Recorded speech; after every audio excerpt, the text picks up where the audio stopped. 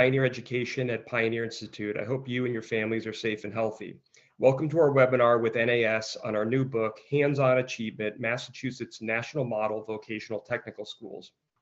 In their introduction to our book, the co-authors of the Bay State's Education Reform Law, Tom Birmingham and Governor Bill Weld, wrote, perhaps the most transformative element of the state's landmark 1993 Education Reform Act was a requirement that vocational technical students be held to the same academic standards as their counterparts in comprehensive public high schools,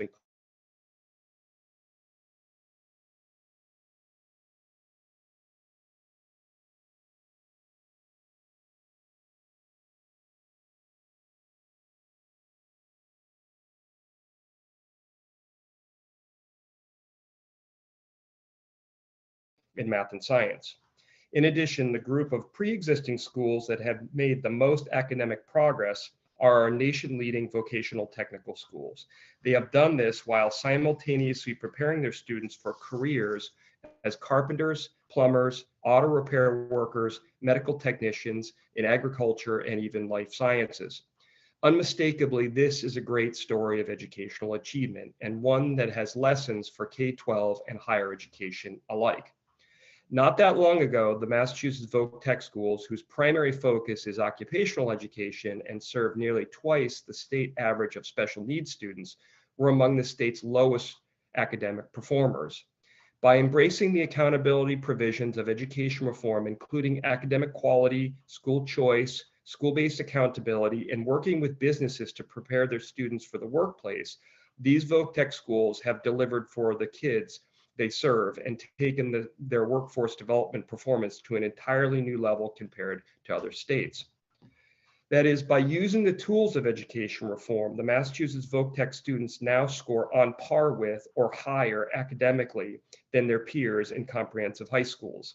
They produce students who are prepared for careers in trades and industry while achieving high graduation rates, microscopic dropout rates, and having more than 5,000 students on wait lists. How did this all happen? Well, I'll let our book co-editors and speakers provide more of the details and discussion, but I'd like to quickly offer 4 big picture thoughts to help frame this topic. Number 1, state leadership and school accountability matter. The bipartisan compromise forged by Tom Birmingham, Mark Roosevelt, and Bill Weld with the 1993 law's grand bargain of additional state money for accountability compelled Massachusetts K-12 education to focus on academic quality, objective testing, and accountability for everyone in the system, and it worked. These 1990s state leaders, State Board of Education members, and commissioners, along with school-based leaders and teachers, marked a golden age of political will in K-12 education that's a beacon to the country. Number 2, school choice matters. The fact that Voc Tech schools are high schools of choice, where students also choose their occupational track, have great results, is not a coincidence. Choice in education, as in life, counts, and we know when students can select their own educational paths, as is the long-standing practice across higher education in America, they tend to be more invested in succeeding both academically and in their careers. The Voc Tech schools' long wait lists speak for themselves, but also demonstrate that school choice coupled with the Voc Tech's student-centric cultures deliver stellar results for kids. Number 3, occupational education grounded in quality academic content matters. The MCAS test was controversial, but what got less attention was the academic content taught and tested in Massachusetts. MCAS standards, with their firm grounding in the liberal arts, reading, and math, is the secret sauce. Training chefs, carpenters, plumbers, electricians, and medical technicians in the 21st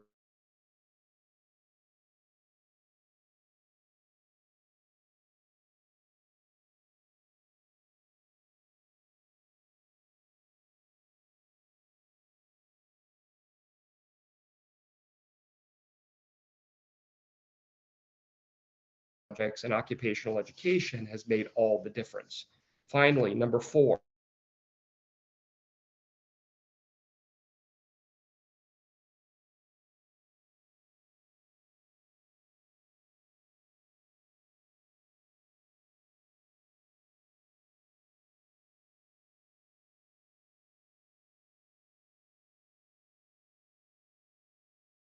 schools serve a very practical purpose of supplying our state with the human capital and workforce needs it needs to compete in the 21st century global economy.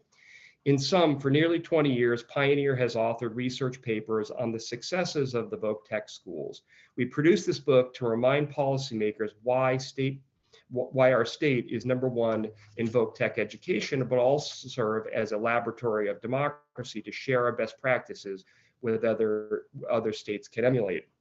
Finally, a traditional 4-year college degree is often considered the only viable approach for many students leaving high school, particularly if those students want to have a shot at a middle-class lifestyle and the American dream. But is a 4-year degree, which often requires taking on tens of thousands of dollars in debt, truly the only way? Or are there other alternatives to traditional higher education? Career and technical education programs are often absent from the conversation, but these schools offer a robust and accessible way to a good life for many. These are some of the questions we'll be addressing in this afternoon. With us, we have Chris Sinacola and Dave Ferreira, co-editors of Hands-On Achievement, Massachusetts National Model Vocational-Technical Schools, and Ted Hadzi-Antich is the chair and associate professor of government and founder of the Great Questions Project at Austin Community College. We're pleased to begin with Chris Sinacola. Thank you, Jamie, for the kind introduction. And I'd like to thank the NAS, Chris Kendall, and my fellow panelists for the opportunity to be with you today and discuss these issues. I think I'd like to start just with a few general remarks about the book itself, the project, and what it entailed. Certainly a pleasure to work with David and Jamie and Fred Savoy and others on the editing and publication of this book, which on Voc-Tech education, their knowledge and professionalism have made it a real pleasure from the beginning to the end. And we've been blessed as well to work with some excellent folks who are helping us get the message out around the country. And both David and I and Jamie have done some media interviews and promotion of it.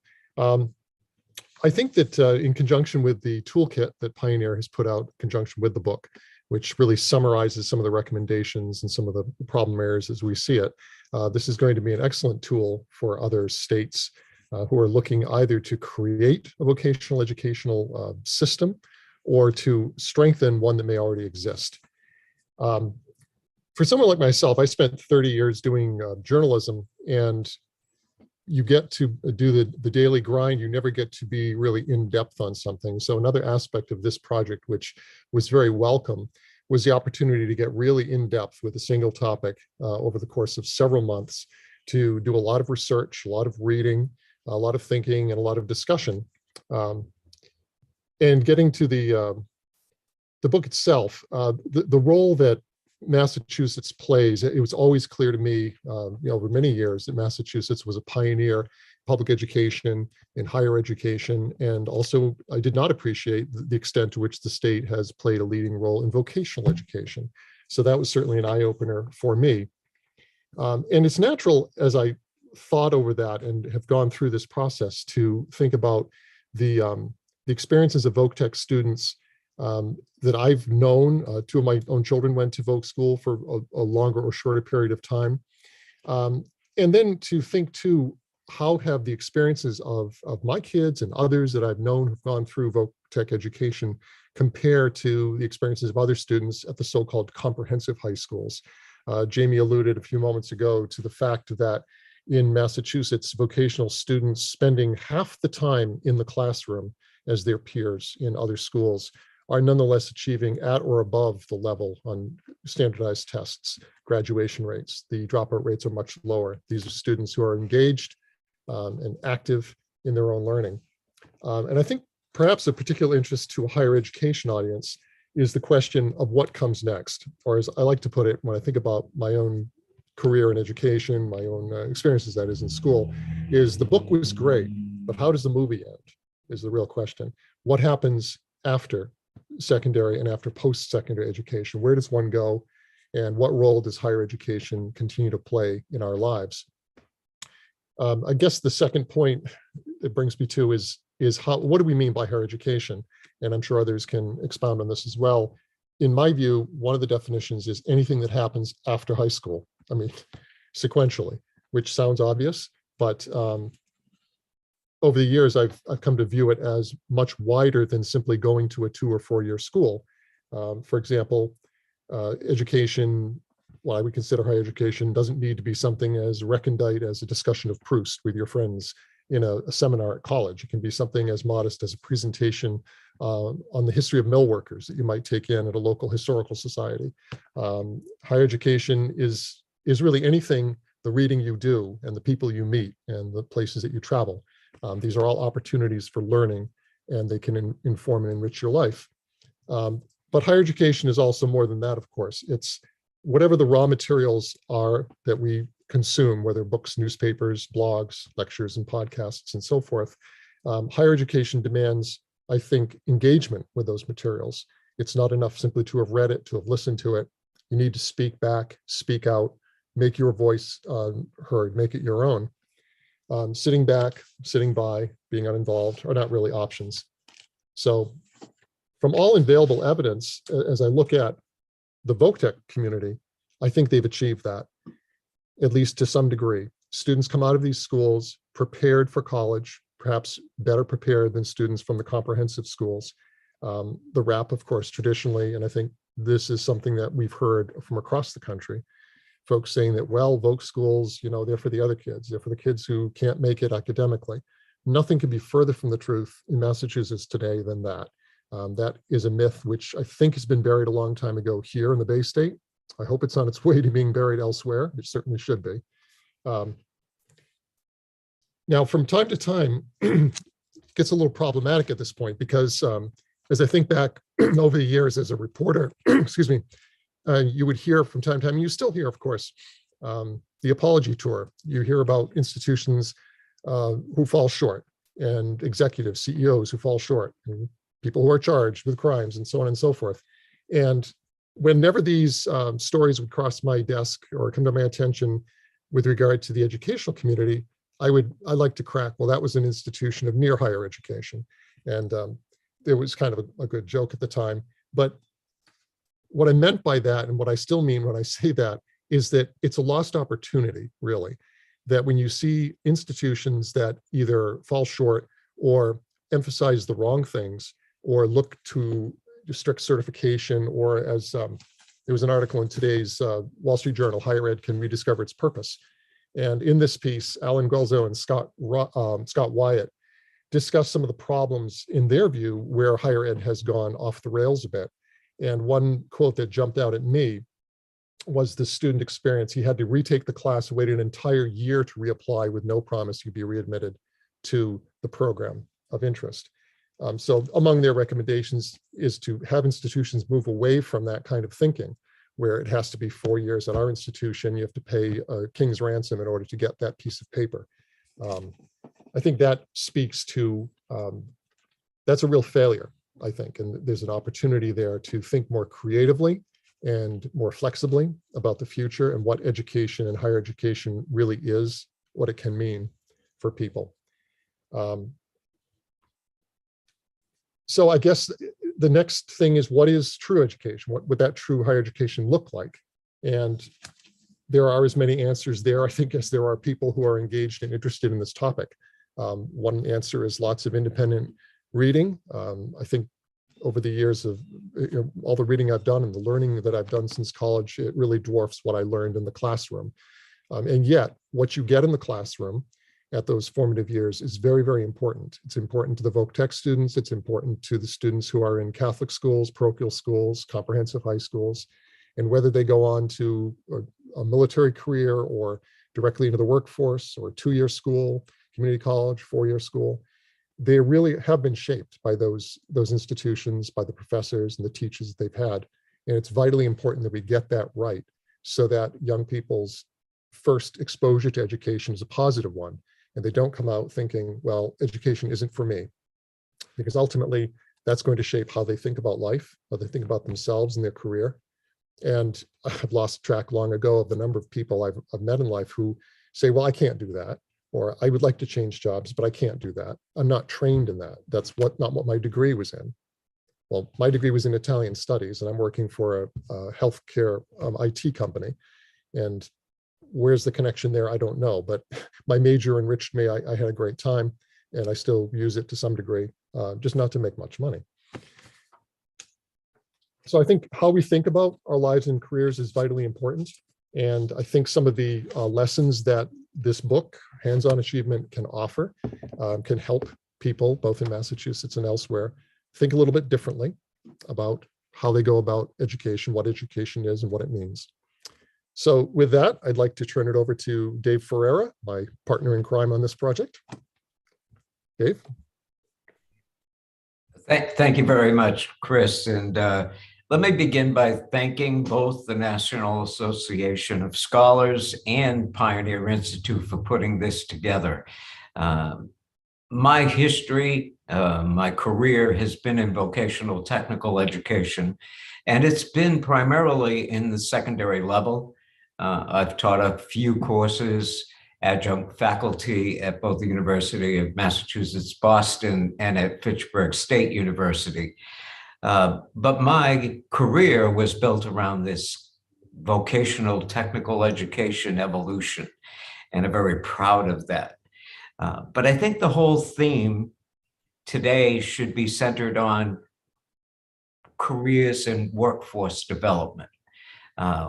We're obviously, as vocational technical institutions, we're institutions of workforce development, providing skills training, opportunities for employment for graduates of high school.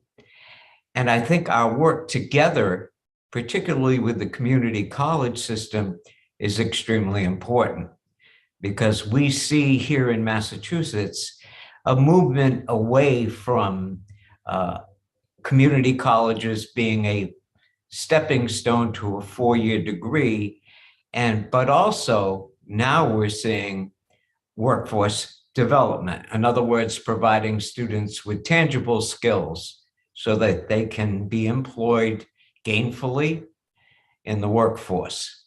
So keeping that in mind, I'll begin by talking about what I truly know about, as opposed to what I hope happens as a result of not only this webinar, but discussion that continues both between high school educators and administrators and community college educators and administrators.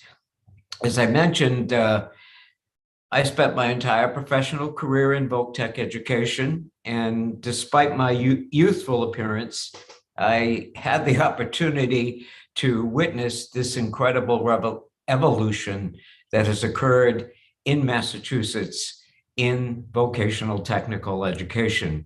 I actually grew up as an inner city child in the city of New Bedford, which is on the south coast of Massachusetts. And it was more than a few years ago that I had to choose where I was going to high school.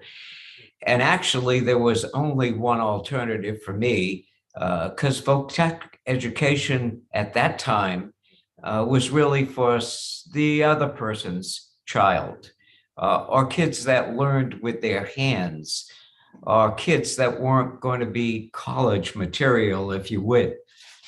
But we have seen an evolution in Massachusetts where actually in the city of New Bedford, the vocational technical high school, which is a regional school, has more students than the local high school does, the traditional comprehensive high school. And a lot of that, as our speakers prior have mentioned, is because there is a choice today. Back in my day, there was no choice. It was alternative education, voc tech, or the comprehensive high school leading to a four-year college, ideally. But today, voc tech education is part of the school choice that youngsters make at the end of the 8th grade. Our success is something Jamie Gass has described as a student-centric culture. We were forced, actually, to reduce the amount of time, if you will, in actual hands-on training and increase the time that we provided in academic liberal arts instruction.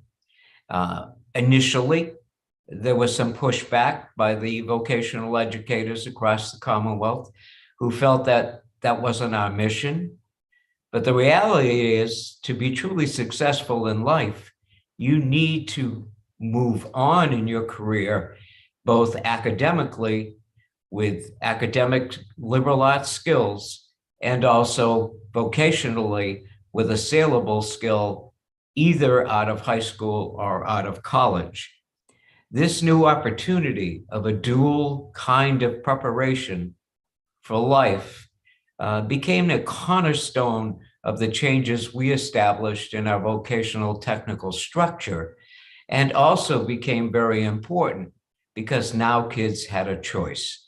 They could choose to go to a voc tech school and have a dual pathway, a pathway that provided them with a state-recognized high school diploma, the same credentials and the same accountability and the same standardized testing scores as students in comprehensive high schools, and also with an industry-recognized credential that would provide them with the opportunity for employment and that hands-on training that kids need, particularly some kids who are experiential learners, are project-based learners, and don't do quite as well in a traditional 5x5, 5 rows by 5 seats academic lecture type instruction.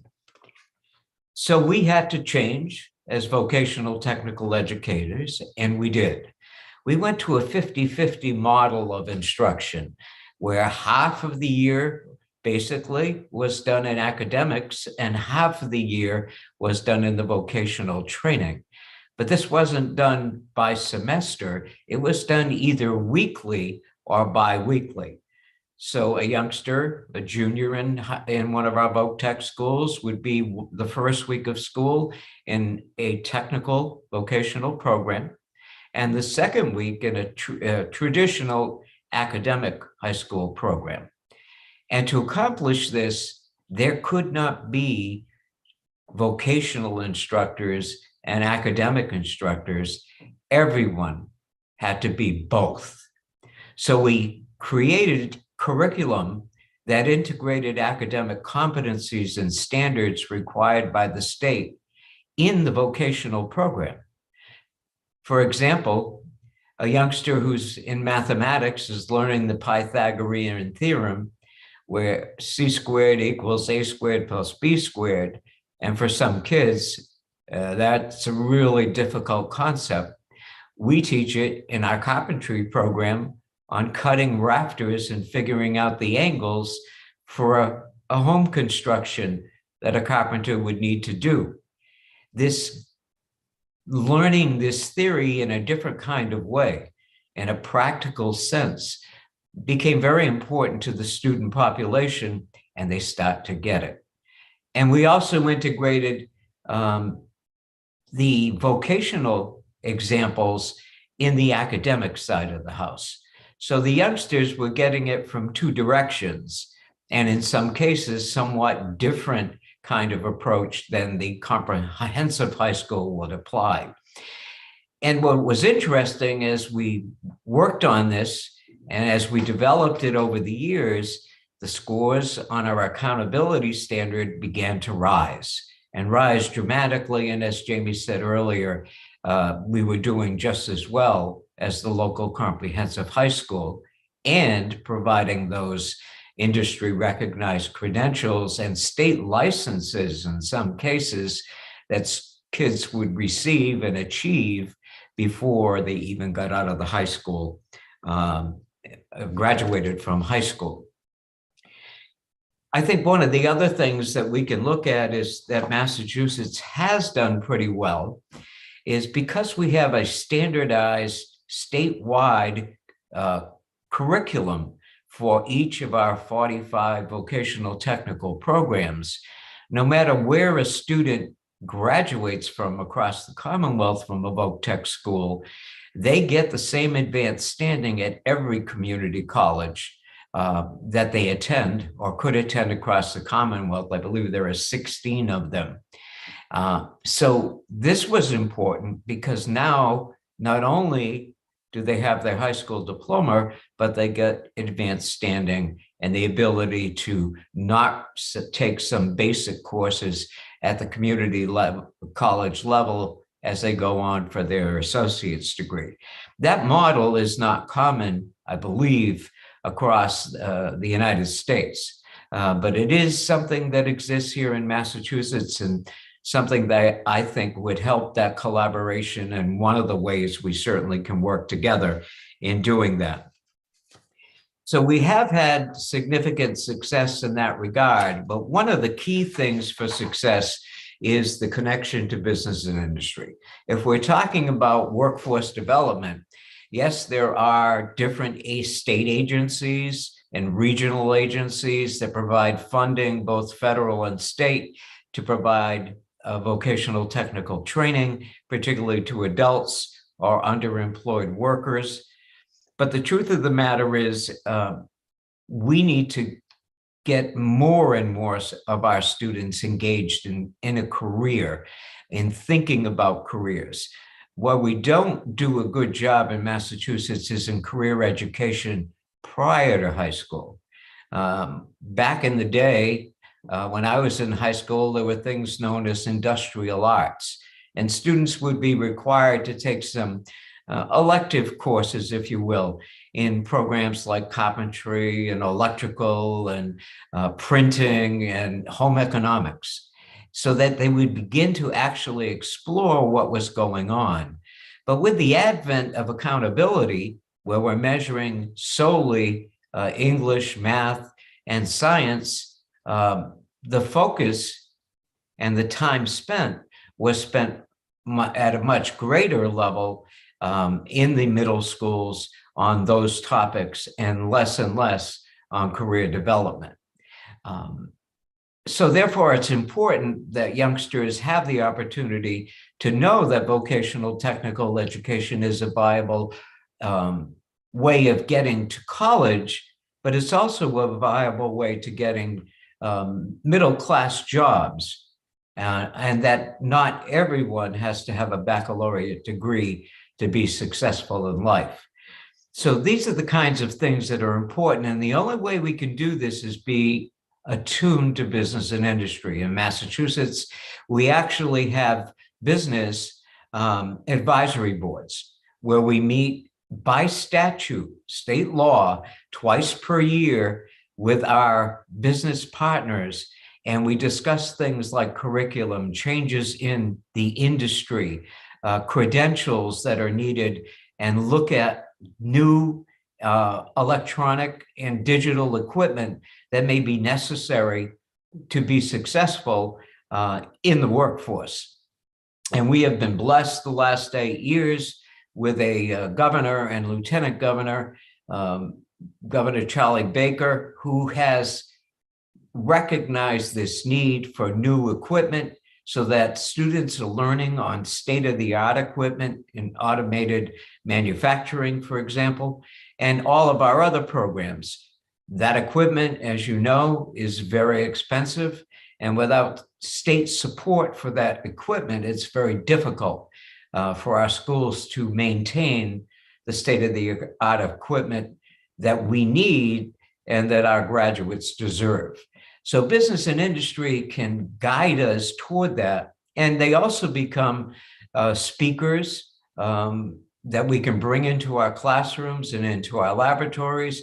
They also donate equipment, and most importantly, provide cooperative education opportunities. These are work opportunities for salary for students who've met certain competency levels in their vocational program. And the student, instead of getting more training in the lab at the high school, now have the opportunity to be actually in the workforce and earning money. This is a great motivation for students in high school, because every high school student would love to have money in their pocket for the weekend. It also helps the economy of the community as they spend that money as fast as they earn it. That's a double bonus, I guess you might say. But the ideas of integrated instruction, the idea of connections to business and industry, and you need a champion. You need either political power through leaders that believe in the connection between workforce development and education. That workforce development doesn't happen in any one place. It is the opportunity to get workforce development and career preparation and career exploration right through the educational system. And to whatever levels that student wants to continue on getting that education, that lifelong learning that's so important today as occupations change, particularly during this digital revolution that we're experiencing. All of these things are very important factors in order for our students to be successful in the future. The last thing I'll mention before going on is the collaboration between community colleges in particular, but colleges in general, and high schools in terms of early college opportunities. In other words, taking college courses while you're still in high school. And high schools recognizing the fact that if a student is taking freshman college English, that maybe that could count as a graduation requirement for high school English, college preparatory English. And if we can do that, we have our schools having kids graduating with actually an associate's degree at the same time they're graduating from high school. Southeastern Regional Voc Tech, which is one of our 26 regional Voc Techs in Massachusetts, in their last graduating class, had 31 students graduate from the Voc Tech High School, and the next day graduated with an associate's degree from Massasoit Community College in Brockton.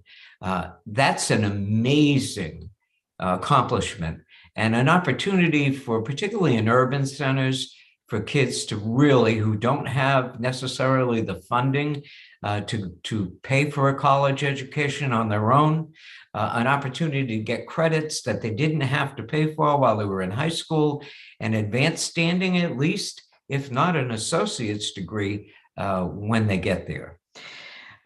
So I'm excited about working with community colleges and working with post-secondary educators like yourselves, and particularly as a vocational technical educator my whole career. This is an exciting opportunity for us and an exciting opportunity for our students. And it's certainly my pleasure at this time to introduce Ted, who is one of the community college people I just got to meet last night, as a matter of fact, and he has some exciting information to share with you. Ted? Thanks, David. Thanks, Chris. Thanks, Jamie. It's great to be here. I'm going to be talking about the work that I do with community colleges and for community college students in the liberal arts. And I'd like to begin by talking a little bit about why liberal education is important for everybody. Somebody with whom I know my fellow panelists are very familiar, W.E. Du Bois, says in chapter 5 of his Souls of Black Folk, the true college will ever have one goal, not to earn meat, but to know the end and aim of that life which meat nourishes. He had a lofty goal in mind for higher education. It was in addition to preparing people to do well for themselves and their families in the workforce, to instill a sense that the purpose of higher education overall is not simply to do well, but to be well. That the happiness and human flourishing is ultimately the goal of the sort of broad liberal education that what he calls the true college, should be aimed at. And I think that this is especially important, not just for individuals, but for our society. Representative democracy, such as the one we live in, requires that people be able to speak to each other across differences, require that people be able to compromise with each other across differences. And I think ultimately that means that that students of liberal education must have a respect for truth, generally speaking, that if there's not something to which we all agree is worth pursuing, and that there is something out there that is worth knowing for its own sake, and to which we should be oriented, it's difficult to come to compromises about issues that we disagree with. I think this sort of Socratic orientation with regards to one's own ignorance is especially important. Is especially an important thing that we get from a real liberal education. To know that we don't, as individuals, know enough about the truth to be the authority on any one particular policy.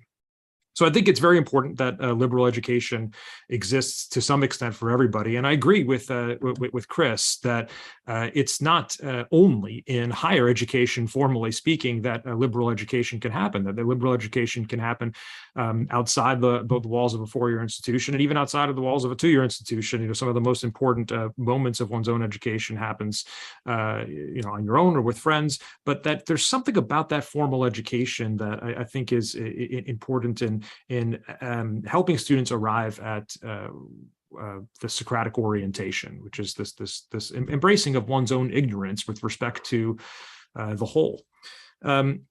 Now, there also are valuable skills that one learns in a liberal education. That the AAC&U in 2021 published a study on what employers want from entry-level employees.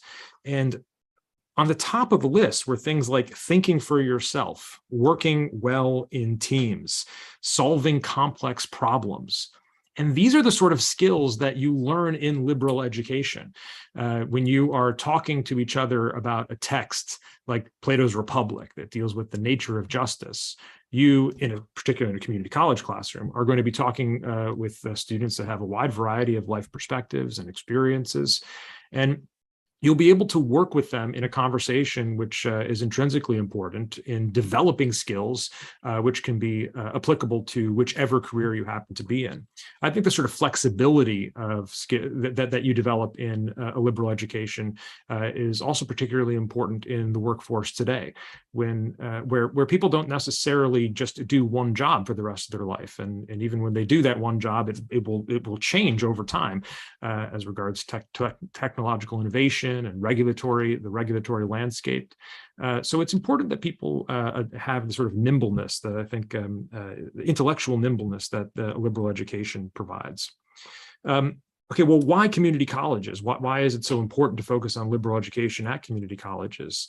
And really, it's sort of a numbers issue that we educate about half of American undergraduates. So if half of American undergraduates miss out on the opportunity for a liberal education, then these are half of undergraduates that don't get the benefits that I described earlier. But it's more than that. It's about half of people that go on to receive bachelor's degrees actually started out, took one or more courses at community colleges, and often this is increasingly in dual enrollment, dual credit high school community college classrooms. When we think about what happens at the community college specifically for transfer-bound students, it is largely the completion of those core curriculum general education requirements, the sort of broad-based liberal arts classes that are a part of basically every academic degree. You're going to have to take an English class. You're going to have to take a poli-sci class. You're going to have to take a history class, for example. My work is mostly focused on trying to reframe those core curriculum introductory classes as discussion-based classes focused on transformative texts. And what we've done at Austin Community College in the last 6 years has been sort of two-pronged effort to achieve that goal. One, colleagues and I redesigned a required first-year course to focus on the discussion-based study of works like Homer's Odyssey and Plato's Meno. And we spend a number of weeks doing Euclidean geometry. So we're having students practice axiomatic thinking, developing arguments based upon evidence. All of these classes are in a discussion-based environment. If you go to our website, austincc.edu/thegreatquestions, you'll see a wide variety of information about the course. We've trained 100 faculty members to teach this specific class, and we've enrolled in the last 5 years over 2,000 students. And it's been a remarkable achievement here at Austin Community College.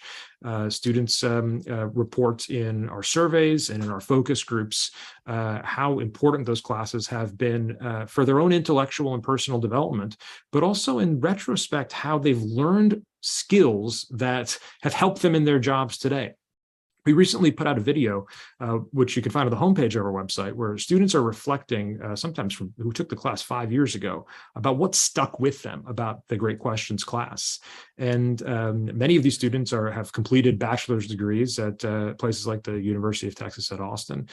We have one student who is a finance manager at a tech company here in Austin, who says that one of the things that the liberal arts seminar helped her do is be able to sort of interrogate people's motivations.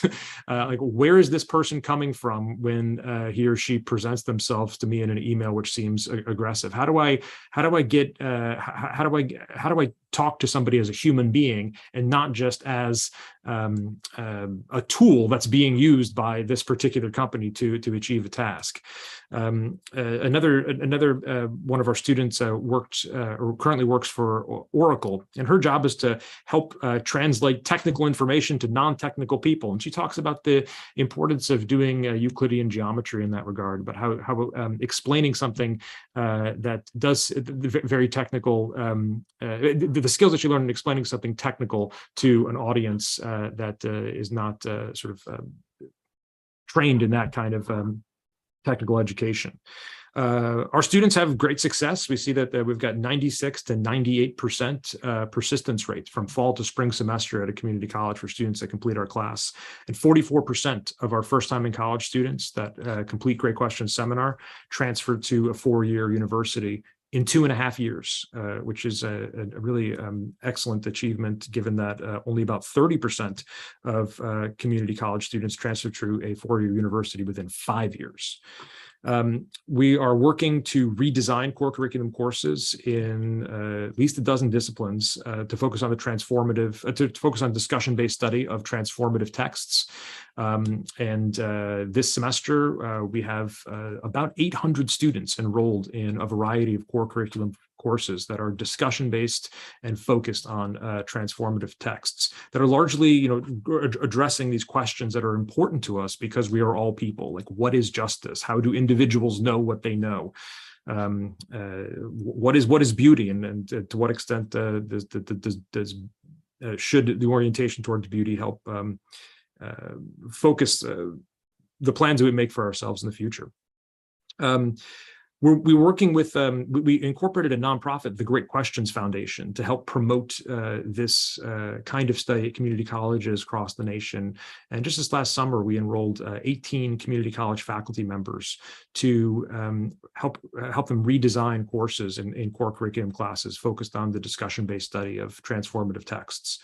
So liberal education, I think, is important for everybody. Community college students, focusing on making liberal education really meaningful at community college, I think, is extremely important, given how many people in the United States attend community college. And these are some examples of approaches that I've helped lead to achieve those ends. I'm looking forward to continuing the conversation. Great, Ted. Thank you so much, and appreciate everyone's comments here. I think the folks can see that we are working on putting together this webinar with NAS. We wanted to have a variety of different points of view represented, but of course, one of the reasons why we were so pleased to work on this book and is to talk about this kind of balance on the liberal arts and workforce development I think it's often one that people see in intention with one another, and sometimes it is and sometimes it isn't. But it certainly has been a major driver for why the Voc-Tech schools in Massachusetts have done so well. And I think it's just worth reiterating again that back in 1993, we had really high quality leadership. Leadership is so important. We don't frankly have enough of it in higher ed these days. You don't actually often hear a lot of higher education institutions explaining why the liberal arts matter so much. And you also often don't have folks that are doing a good job of explaining why it is that an education is going to lead to employment too. So we're really pleased to have speakers with us that kind of help bridge that. So I'm going to start off with Chris Sinacola. The Pioneer book has an introduction about this turn of the century debate among Black educators, Booker T. Washington and E.B. Du Bois, something that Ted referenced. And they had a kind of knockdown, drag out fight over the course of years about Voc-Tech education and the liberal arts as a mode for racial uplift. Chris, can you kind of summarize or build on a little bit what Ted said in terms of that debate, and what are some of the lessons for us today drawn from that debate? Sure. Well, I mean, Ted hit the nail on the head when he quoted Du Bois's words there in chapter 5, "The Souls of Black Folk," which is, for those who have not read it, please put it on your list, because it is one of the best written books, eloquent, beautifully written, very important book. And one of the real pleasures of this project was the opportunity to read Up from Slavery, which I had not previously read, and compare the two and work in some of that debate and get a deeper understanding of it. And I think the primary lesson here is that we need to seek balance in life and in education. Booker T. Washington was famous for emphasizing the practical, to the point where the main criticism of him was that he was too much of an accommodationist. And his defenders would say that's not true, and the debate goes on, and that's for another time and place. But he's, I guess, the most famously said at the Atlanta Exposition Address, "Cast down your bucket where you are." And there is wisdom in that. I think there's value in that, but there's also a great deal of wisdom in Du Bois's view that the Black community had to insist upon more than technical training. They had to insist upon political power, civil rights, and higher education for youth. And these weren't things that were simply going to happen to them, and they weren't going to wait. They'd have to advocate for them, and he certainly did so. So I think that's the main lesson coming out of this. And if there's some way of translating that into what other higher education institutions are doing around the country, one of the lessons would be fight for your money. Don't sit there and wait for the legislature to come to you, but take the case to them and make the case why community college, as Ted pointed out, is teaching half the undergraduates in this country and reaching folks who cannot afford or don't want to go to a four-year institution, one of the fancy schools. That's a hugely important lesson. Great. So, David, if you're advising Voc-Tech leaders in other states or in higher education, what are the two things you'd tell them to emulate from the Massachusetts Voc-Tech experience? Well, during my comments, Jeremy, I actually touched upon what I think are the two biggest things. To make change, you have to have, and you mentioned it as well, you have to have some kind of leadership. And in the Voc-Tech community, the best kind of leadership you can have is actually your business and industry, the employers of your graduates, whether they are employed from after community college or whether they're employed after high school in a Voc-Tech program. You need someone out there who is going to be speaking for you. As educators, it's difficult to pound your chest and say, I need. You're not going to get a lot of sympathy for that. But when someone who's disassociated with your cause, so as to speak, and that would be the employers, I think they are a very valuable tool in trying to move the needle, try to make change, make things better. The second, of course, is who in that community of politicians could serve as your champion. who believes in what you do. As I mentioned in my comments, Governor Baker here in Massachusetts for the last 8 years has been our champion in terms of ensuring that we have the tools, the financial tools, to be able to provide the kind of education that we can prepare students to go into that workforce that business and industry ask for. And the reality is, if you don't have a trained workforce, whatever the occupation, the economy is going to suffer. We see it with a very large number here in Massachusetts of open jobs. Can't get enough workers. And that's particularly true in the traditional trades. Your carpenters and plumbers and masons and electricians. And all you got to do is have a problem at the house and try to get someone to come. And it's quite difficult. So I think those are the big things, Jamie, that, but I will say this, and I didn't mention it in my comments, Massachusetts is a model for secondary vocational technical education.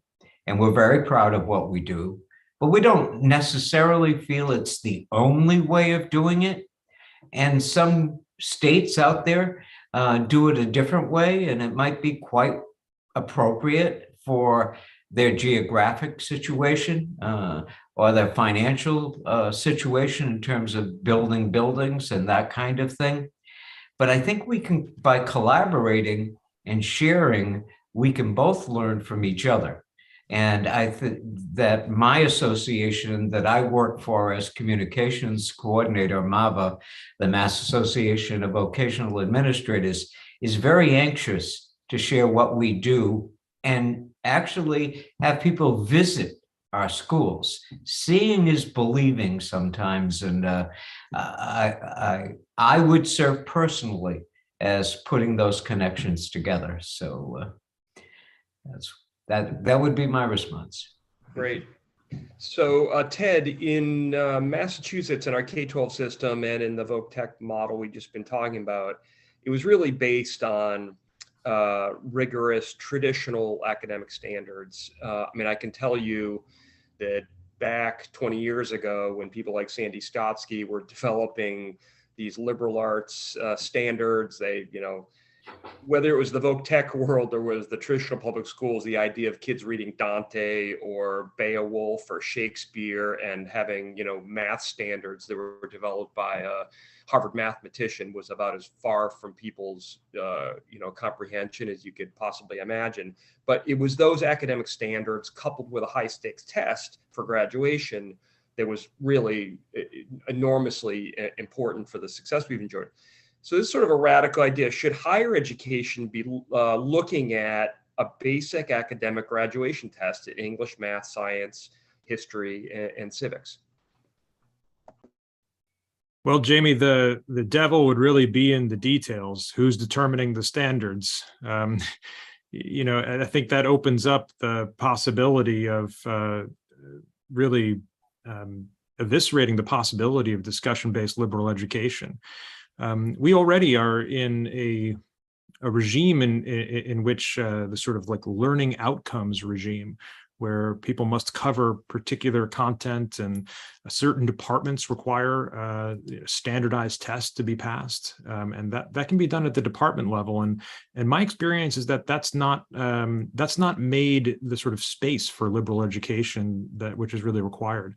A faculty member needs to have the freedom to explore content with students, given where the students are.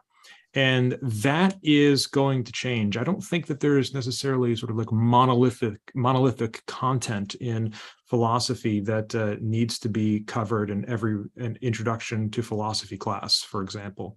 So I think that academic freedom is a very important concept in higher ed, including and perhaps especially at the community college, and that we are not likely to have space for discussion-based learning, which requires freedom outside of the context of high-stake testing. I'd be really apprehensive about a requirement like that. It might be appropriate in other places and other models, but just based upon my own experience, and I think it would be potentially very worrisome as regards liberal education. Great.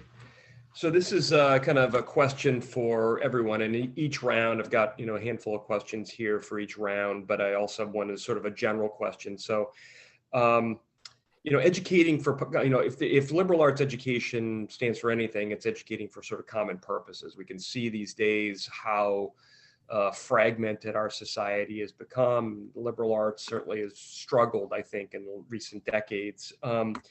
But could people talk about the relationship between the business community, organized labor, K-12, higher ed institutions, and helping prepare people and students for upholding democratic ideals? How are we going to do this? How are we going to get people to begin to have a more cohesive understanding of what it means to participate in our civilization?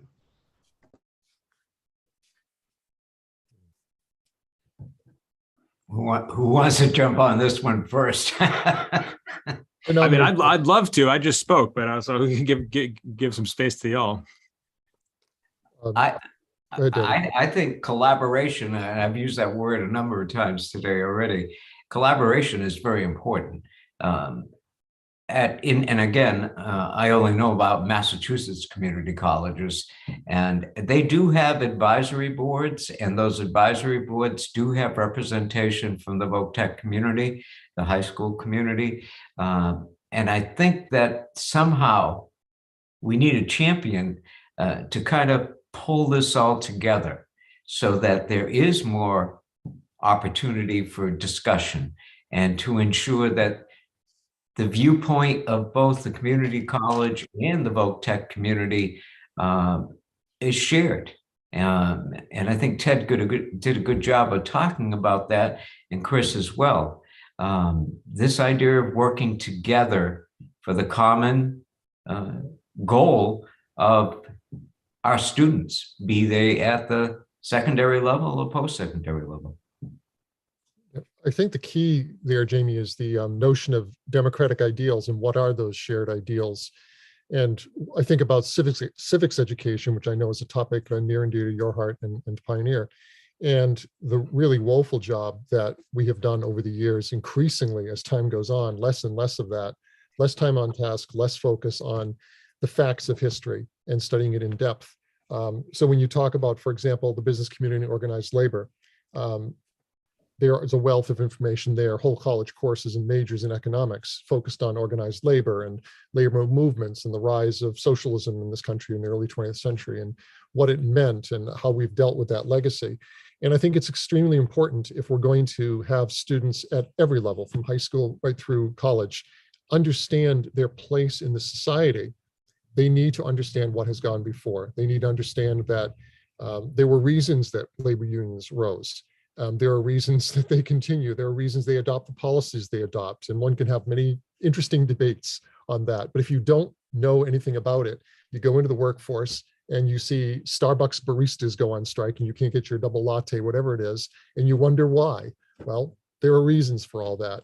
And if we don't have that common currency of discussion, it's very difficult to support common ideals, whatever they may be.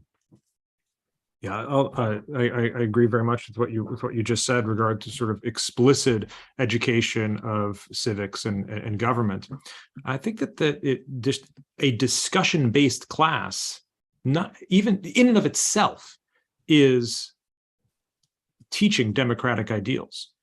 Everyone sits in a circle and we are all equal participants. We each have our own voice, we each have our own perspective, and we're going to sit and respectfully listen to others express themselves as they do the same for us. That sort of that is a place where we can practice living by the democratic ideals that we might explicitly learn about. I think a community college is a particularly wonderful place to have this happen. I mean, I think that like my classrooms are like New York City subways. You know, it's like everybody is from all parts of our community have some sort of representation at a community college classroom, and talking about Homer's Odyssey with those students prepares you to be an active member of our democracy. Even if you're not talking about democracy, the United States Constitution, just that experience in and of itself is intrinsically important. If I might just add one word of praise for community colleges, Two of the best courses I ever took at Wesleyan, which is a, fancy school, weren't at Wesleyan. They were at the Middlesex Community College across the river, French and Shakespeare.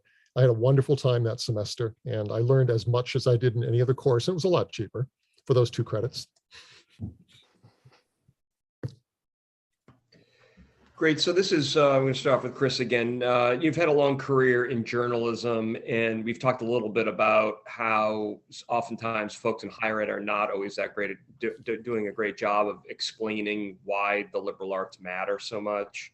But what are some of your, having worked in journalism, what's the advice that you have about how people in, whether it's the K-12 system or Voc-Tech or in higher ed, how they can make their case about that, not only their successes, but their worth? I mean, how is it that the people are going to better understand why Voc-Tech education matters, why the liberal arts matters, et cetera?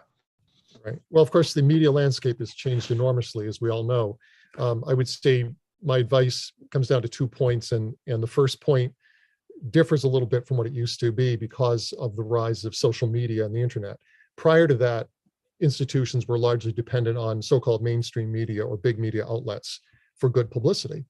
And it was very easy for those media outlets to spin things the way they wanted to, and they would often do so. It's much harder for them to do that now that we have the options of social media and web publishing and webinars such as this and websites you can create, such as the one Ted has outlined. But when you are dealing with media outlets, it's extremely important to give them no excuse to do a bad job. And by that, I mean, pick the best and brightest students you have, the most diverse, have great quotations, have statistics, put together media kits and present it all to them, because most reporters, frankly, don't have the time. Sometimes they're a little lazy, they're pressed for time, they're not going to do a great job. But if you give them lots and lots of material and make people available to them and open your campus and your programs, things will go much better. And the other point, of course, is to not rely upon them at all when you don't have to, or you don't want to, or if you don't have a good outlet in your community. And that is to use social media. Personally, I don't have much use for social media, but it can be very powerful when used judiciously and appropriately. You can get message out in a way you never can before, crowdsourcing and all the rest of that. So it's great to have great media outlets. And there's a lot of value if you get something published in the New York Times, the Wall Street Journal, the Atlantic Monthly, whatever. That's got great cachet still. But most folks, most of the time, aren't going to have that happen. So you need to be your own best advocate. Great. So David, we've talked a lot about the successes of the Voc-Tech schools and the influence of the liberal arts standards on them. But also, we not only in the K-12 system, but across certainly higher ed, we've had a lot of issues with accountability. We're seeing big pushback on testing of all kinds. So all these very contentious debates going on in higher education about academic quality and all that. What's some of the things that you're concerned about when you've seen the success of the Voc-Tech schools? What are the things you're concerned about, this sort of standards-based reform or MCAS testing or accountability? There are some lessons or things that you're kind of flagging in the Voc-Tech world that we can kind of broaden out our understanding about why accountability matters? Well, it comes back to the issue of school choice. And if a student, particularly an 8th grader and their family, have a choice of schools to go to, and a student applies, for example, to a Voc-Tech school for high school, the number one key for their success is their interest in being there. If they've decided that that's where they want to go, and they're excited about going to that school, they may not be the most academically gifted student. However, they're going to be driven and interested in something that they elected to do on their own. And I think that's a big trigger. On the other hand, there are those that say there should be different or no standards for a youngster to go to a Voc-Tech school. And this becomes part of the debate, that everyone should have an equal opportunity to go. And therefore, there should not be any admission standards, but rather some type of lottery. Everybody's name goes in a hat, and we pull out those that are fortunate enough to get their name drawn out of that hat. I, I got to say a couple of things about that. One is no matter who goes into those seats, someone's going to be sitting on the sideline that didn't get in. The only way to ensure that every student who wanted to go for a vocational technical high school education would be to ensure that there were enough seats for every student that wanted to. From an economic and point of view, that's probably impossible. So there has to be some kind of compromise on that. However, in terms of accountability, there needs to be accountability because all of us need to have someone checking on us. The measures by which we're held accountable will change, but I think that you need to be accountable in your life for what you do, and similarly in your profession for what you do, and similarly as high school educators in particular, are we providing every child with the well-rounded, both liberal arts and career-focused training that they should have before moving on to post-secondary education or into the workforce? Thanks. So Ted, you did an eloquent job of talking about the liberal arts. And, one of the things I'm going to kind of push you a little on this question is, what are the ways, you talk a little bit about the ways in which the liberal arts certainly have the ability to teach people how to learn, how to acquire new knowledge, but how the liberal arts can be kind of marshaled for careers too. What are the characteristics of a good liberal arts education that can help have their students who've had that kind of education earn a living for themselves? Yeah, I think a lot of it is the liberal arts and the and is important, but I think the liberal arts component to it makes something that would by itself just be a skill turn into a career and something that can really be a satisfying experience for one's life. I don't think that their employers don't tell us that people that are coming in with coding degrees, for example, there's not sort of a complaint about how well they can code. It's more about how well they can communicate to people in the office about the projects that they are working on and work with others on doing those things well. And the students that have liberal arts backgrounds who have practiced doing those things, not in the area of coding, but in the sort of liberal arts seminar discussion, those are the students that are able to take risks and start businesses and value sort of being entrepreneurs and think about their profession as not just something they do as a paycheck, but maybe a sort of great adventure that they can chart a new path for themselves. So I think it's not to be seen. It's not just liberal arts. Like let's have people get specialized bachelor's degrees focused on Chaucer and then say good luck. I think that it's a combination of things. And I think with the community college context, in my view, the best combination of that would be general education courses that everybody takes. And if you're computer programming, you take these courses. If you're a veterinary technician, you take these courses, but then also requirements for internships too, that people go out and they have real experience doing the work outside of the classroom and outside of sort of laboratory environments. I think that's a good match. And it's not a 4-year degree is not necessarily everybody's goal, but I do think that in the core curriculum, a broad-based liberal education should be our goal as educators. Great. So, I've mentioned again these Massachusetts leaders from the 90s, big liberal arts proponents, but they were governors, they were state legislators, they were state legislative leaders who I think kind of got this relationship between lawmaking, high quality lawmaking, the liberal arts, and how it was going to serve the voc tech schools. If there's just a couple things for each one of you that you'd like to see state legislators or political leaders do in order to help support the liberal arts or voc tech education? What would you like to see from political leadership at the state level or national level?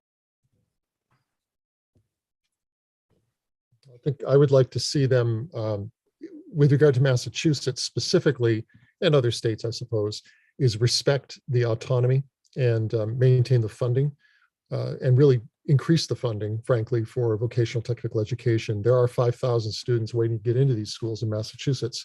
I think the physical plant might exist in some way if they reconfigured it, but there needs to be funding for that. So that's one thing. The other thing is more of a broad philosophical thing, which is to give institutions, whether they're secondary or post-secondary education institutions, the space they need to do their own thing, not to feel, as so many politicians do feel from time to time, that they need to get involved and put a finger in every pie, but to step back and let them run their own show and see what works. There's accountability at the end of the day when a system fails, as Jamie well knows, but short of that, let them have the freedom to experiment and see what flourishes. And I would double down on what Chris said, in that too many regulations and too many laws make it very difficult for any kind of academic or vocational freedom. And I think the proof is in the pudding, particularly if you have school choice, because those schools that don't provide the appropriate education have trouble keeping them filled. Those schools that are doing what they say they're doing, and their graduates are happy and move on either to post-secondary or into a field of work, there's a lot of people waiting to get in. And so I think the idea of having some freedom there, in terms of less regulation, is really a good thing, both at the secondary and post-secondary level. Yeah, I largely agree with the sort of getting out of the way sentiment. And I would add to that with regards to the nuances of curriculum too, that legislatures need to get out of the way. I think that those sorts of debates about what can be taught and which sort of authors to prioritize are just way more damaging than good. Academic freedom really needs to be respected, even when that academic freedom points in a direction that may be against your political sensibility. If you don't defend it when it's against you, then when it's for you, other people might not come to. I'm saying this incorrectly. When you have the power to work against academic freedom and you see it in your interest, there will be a time when somebody has that same power and will do it to you as well. It's sort of like the redistricting debacle. It's be careful with dangerous weapons. No, I think that's true, and it's well said. I mean, I think it would surprise people that a state like Massachusetts, which sometimes kind of has strong micromanaging impulses, actually had leadership that articulated some key levers to pull, or had some key levers to pull on policy but was not overly prescriptive either. They said, look, we're going to do some funding, we're going to do a basic test, some basic standards, but a lot of the autonomy, a lot of the freedom to carry it out was going to be done at the school level or the district level or by teachers, right? And it's interestingly enough, as the pendulum has sort of in the last 10 years swung more in this direction towards micromanaging, the performance declines. So I think there's a lot of wisdom there. So Chris, in sort of parallel to this, sort of school autonomy and the connection to local businesses have been an important part of the voc tech experience and success in Massachusetts. Part and parcel of that, are there lessons here for regional solutions, or in particular for rural communities or in higher education and more remote parts of the country that we should be kind of keeping in mind? Sure. I think the regional schools in Massachusetts have demonstrated very nicely that having fewer people or being far from the centers of power, from Beacon Hill, from Worcester or Springfield, does not necessarily mean that your students are going to suffer, that your job prospects are going to suffer. I mean, it's great to be in Cambridge or Boston, Worcester, Springfield, et cetera, but you can get a great education outside of there. And of course, with the internet revolution and the information age, there's little excuse any longer for not doing so. But 2 points I wanted to pick up on. One was a question in the Q&A. One of our viewers was asking about businesses and their roles specifically. And they do, in fact, support the Voc-Tech schools in Massachusetts in several key ways, some of which David discussed, and I'll just reiterate those points: in-kind donations, donations of equipment, making jobs and internships available to students. And Ted's point earlier about internships playing an important role at the post-secondary level is also a very important one. One of my children went to Northeastern, which is famous for its internship programs, and did 4 internships, leading to a very successful career thus far. So I'm all in favor of those kinds of internships and partnerships. And there's really no reason that the distance and population need to be that big of a factor any longer, at least here in Massachusetts. I know there are other states where connectivity may not be what it needs to be, and the digital divide needs to be bridged still. Great. So David, one of the parts of the Voc-Tech success story in Massachusetts has been the agricultural Voc-Tech schools. There aren't many of them, but there's a handful of them. And could you just talk a little bit about how that agricultural model might have some applicability for higher education institutions, particularly in the environmental sciences or life sciences? Yeah, the Aggie schools in Massachusetts are relatively small because agricultural education generally is where that becomes important to the local economy or the statewide economy. In Massachusetts, it tends to be less Aggie related and more animal science rather than plant science, as you might expect. And even large animal science is not something that's as prevalent as it might be in other parts of the country. But the model we use is the same. It's project-based. And as Ted has mentioned a couple of times already, this idea of being able to do internships and actually do the hands-on opportunity in a work environment is very important, both at the post-secondary and at the secondary level and at the ag school level as well. Our ag schools have the same academic standards, of course, as all other high school graduates, and their model is very similar, except they do a half-day program as opposed to a 1 week on, 1 week off.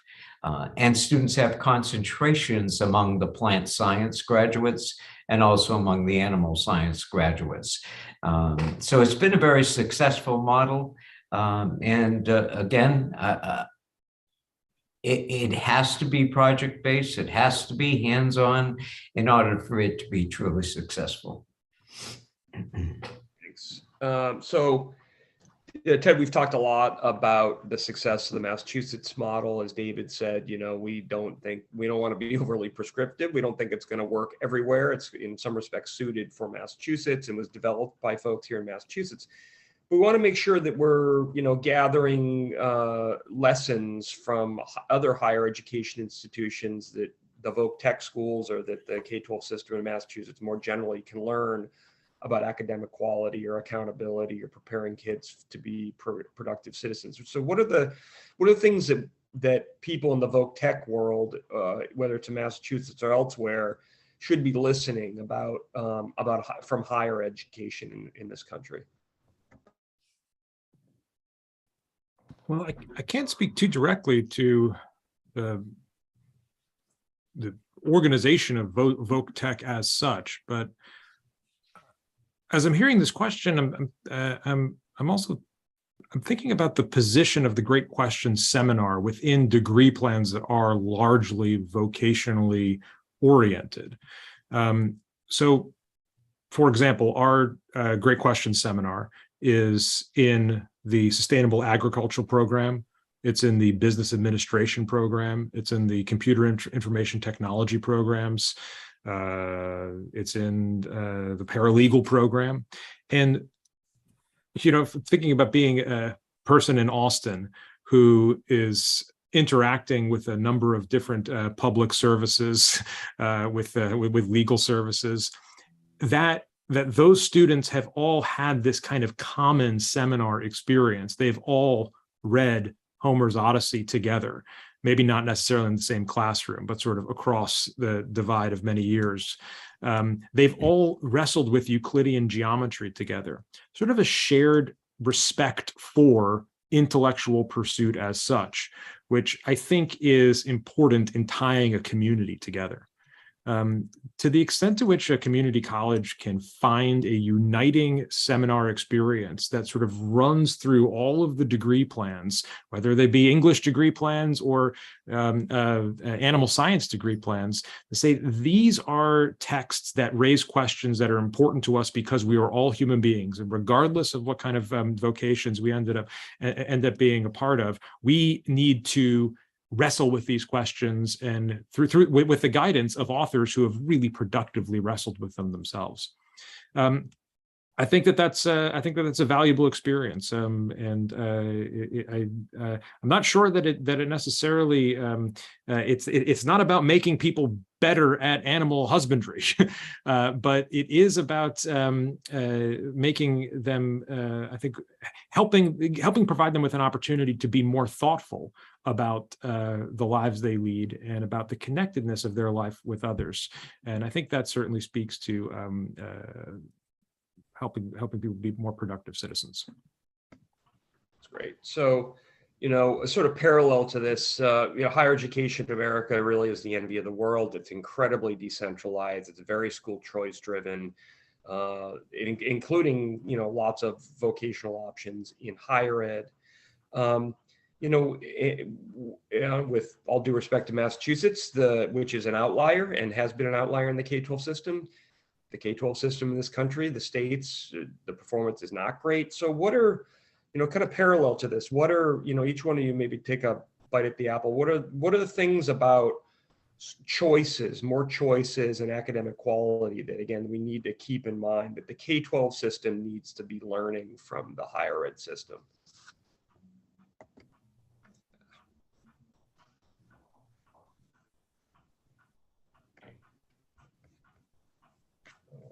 I nominate David to go first while I think. Is that why you had it on mute? Yeah, but okay. That's a very interesting question that Jamie just came up with.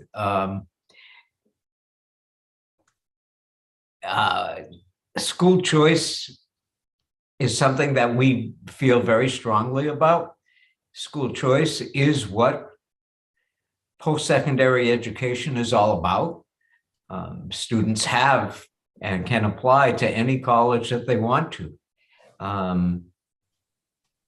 So therefore, students should have that equal opportunity with the support of their parents to choose any high school that they would like to go to. So I think the school choice option at the high school level, and I can only speak to Massachusetts, is somewhat limited. You can't go anywhere you want to, unless that community is accepted the school choice plan that the Commonwealth describes, but doesn't really fund at a very high level. But I think that's significant because I see it in what I know. And I know that Voc-Tech schools and our graduates are successful. And one of the primary reasons is because they chose to go there. We do better when we're not told where to go. We do much better when we make that choice ourselves. Granted, in the 8th grade, that has to be guided by guidance counselors and mostly parents, but school choice is a significant thing we can learn from the post-secondary level. Yes, I'd say two things, Jamie. At the high school level, I think what they can learn is to be more flexible about how quickly they adopt new programs, because I've seen that happen. My wife is a teacher in middle school, and there is a certain amount of reluctance to change on the fly when they probably should. And at least, again, in my experience at the college level, you'll see rotating courses. Courses will change and they'll even adapt, and there'll be quick announcements. Hey, this semester we're offering this rather than that because there simply wasn't enough interest, or there was more interest in this. So there is a little more flexibility.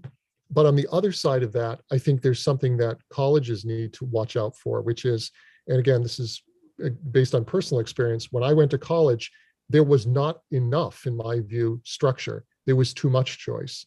For freshmen incoming who may not be prepared necessarily for taking on some of the courses that they take on, they feel lost. And I think one of the, I'll let Ted speak to this, but I suspect that one of the real points of value in the Great Questions is that it grounds you so that you're not feeling as lost. You have that common currency and common discussion. Yeah, the grounding is in a couple of in the first year seminar. Everybody is quite literally on the same page each week. We teach from a common syllabus. And so, we've got 20, 25 sections going on in a semester. And so if you're a student taking the Great Questions, and one of you is a biology major, and there's another biology major, you go into your introduction to biology class, and you're from different classes, but you're both reading book 4 of Homer's Odyssey. And so there's sort of that serves a function at the community college too, which although the name doesn't suggest it, it's really hard to build community at a community college. People are in and out. They have multiple jobs, and they're on campus just for that class, and then they're out. There's not so much sort of hanging out in the quad. That doesn't happen as much at community colleges, and so we try to build that community in part through the structure of the course in a common syllabus. This question to think about, like the variety. Reminded by Tocqueville came to the United States and he saw that there's so much variety. Everything's a mess over here, but he thought that was a real benefit, that because people have the freedom to experiment with new things, and that sometimes recognizing messes is we're sort of overzealous to fix them through centralized policies rather than seeing them as experiments which were worth running. And what can we learn from this to try to do better next time? So there's a lot of variety in K through 12. I'm absolutely not an expert in this area at all, so this is why I'm referencing Tocqueville rather than scholarship on the area, but just an observation of mine. So we've got just a couple more minutes to go, and we got a few more questions I'd like to kind of get through. So if folks on this round could just do it almost like a minute or less, just sort of, and I'll start with Chris. So in editing the book, there were, what are the additional areas of research you think need to be done on VocTech and the relationship with higher ed and graduate schools in preparation for workforce? Well, I'll just pick one, and that would be more cost-benefit analysis, but with a caveat. That is, there's not enough, I think, yet hard data to show the real value of the educational dollars. Like, what are we getting out of this? People are hungry for that. That would help make the case for more seats for VocTech. But the caveat is that we cannot dismiss the experiments that we've talked about simply because they're early on and they haven't shown results yet. We need to be patient about that, because the fact remains that having a liberal arts degree is one of the greatest weapons one can have for life. What Ted spoke of earlier, it's not just, do you know how to code? It's, do you know how to communicate? Do you have people skills? You can teach people coding. You can't teach them people skills after a certain age. Great.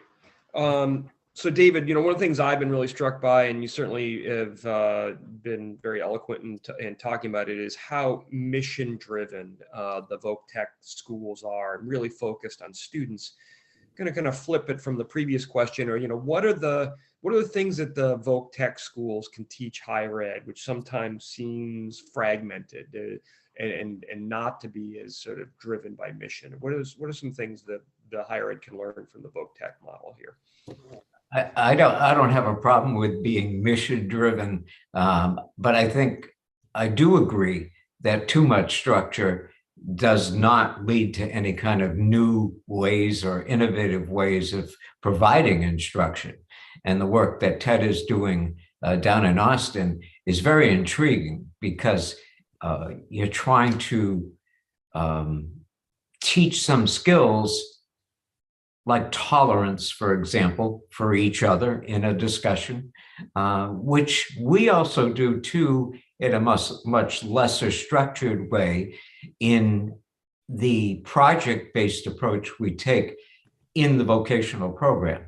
So students do work in teams so that they have to respect each other.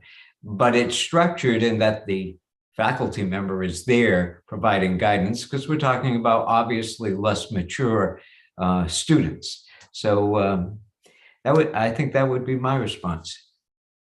Great. So I'm going to let Ted wrap us up here. Bill Gates and his foundation have talked about and advocated for defunding liberal arts and non-workforce development majors in higher ed. Any parting thoughts about that approach? Well, I suppose as a private citizen, he can advocate for funding or not funding whatever he wants, but it's our elected officials that ultimately will make that decision. So, I mean, I think that the proponents of liberal arts do need to do a better job. And it was along the lines of this, there was a question about this too. We need to do a better job of advocating for ourselves. We need to do a better job of explaining the value of a liberal arts education. And I do think that if the people who are very numbers and data minded, right? There's this, it's very difficult to measure some things, and it's very easy to measure others. And when we judge the success of something by what's easily measurable about it, we oftentimes don't get at the reality of the thing that we're trying to understand.